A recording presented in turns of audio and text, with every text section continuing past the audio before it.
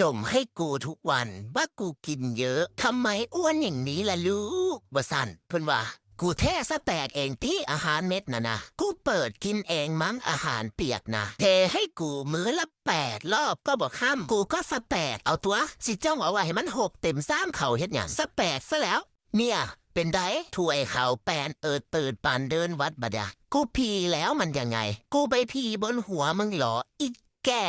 ไผสิคือมึงนุชสแตกแต่มาม่าส่วนแมวกินคานิว่าผ่อน12